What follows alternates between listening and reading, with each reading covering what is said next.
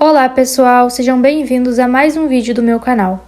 No vídeo de hoje eu vou falar sobre uma suculenta linda e de fácil cultivo, a Echeveria pulvinata rubi. Eu gosto muito dessa suculenta e ela foi uma das primeiras que eu tive. Um dos motivos para mim gostar ainda mais dessa suculenta são esses pelinhos que ela tem nas suas folhas. E também a sua linda coloração avermelhada que se intensifica com a exposição à luz solar. Ela pode ser cultivada de forma isolada, como eu cultivo a minha, ou combinando com outras suculentas e cactos.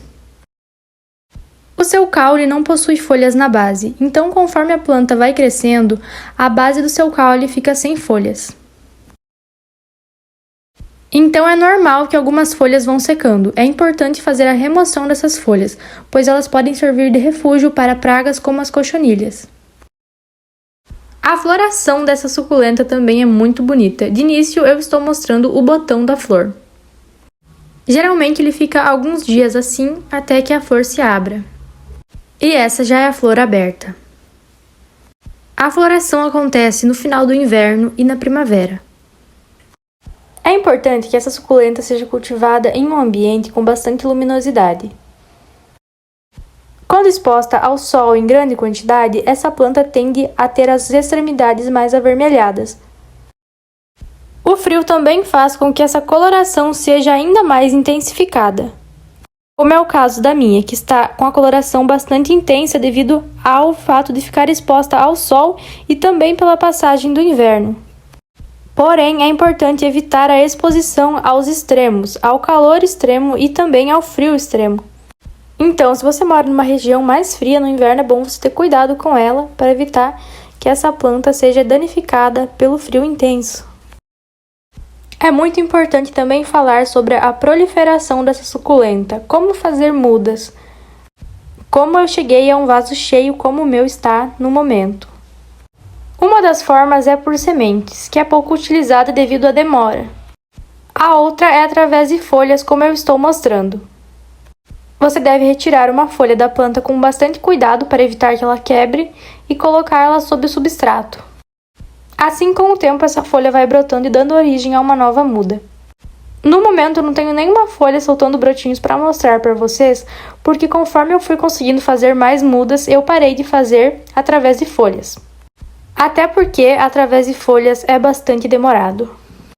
Já a forma mais recomendada e a que eu mais uso e que eu consegui encher esse vaso de plantas foi a por estacas, que é também muito simples. Você apenas retira a planta da planta mãe, também com bastante cuidado e sem medo, porque ela rebrota novamente e com bastante rapidez.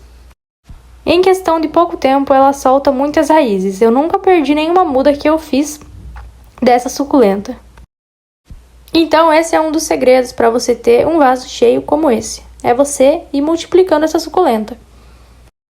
Sobre as regas, assim como as demais suculentas, eu sempre recomendo que as regas sejam espaçadas. Ou seja, somente quando o substrato estiver seco, pois o excesso de água pode levar ao apodrecimento da planta. Esse cuidado deve ser tomado porque as suculentas têm algumas características como a raiz, o talo e as folhas engrossados. Isso propicia um maior acúmulo de água, um maior armazenamento de água nessa planta. Essa capacidade de armazenamento ela se destaca em relação às demais plantas. Então, um erro muito comum no início do cultivo é molhar a planta diariamente achando que está fazendo um bem para ela. Mas, na verdade, está atrapalhando o crescimento dessa planta e está também propiciando o desenvolvimento de doenças e também o apodrecimento. Porém, dizer que as regas devem ser espaçadas não significa dizer que elas não devem ser intensas. Dessa forma, quando você for realizar essa rega, você pode fazer de forma abundante, pode regar ela de forma bastante intensa até escorrer do vaso. Mas você só deve fazer isso novamente quando o substrato estiver seco. Então, além disso, é muito importante que o substrato também seja drenável.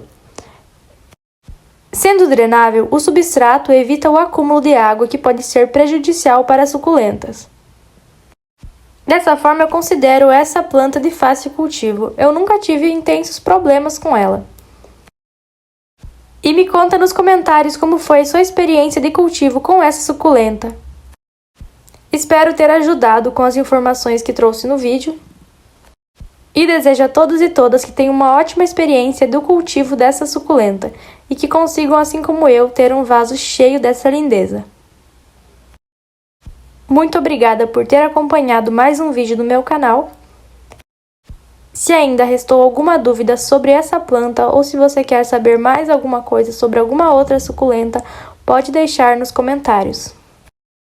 Muito obrigada e até o próximo vídeo.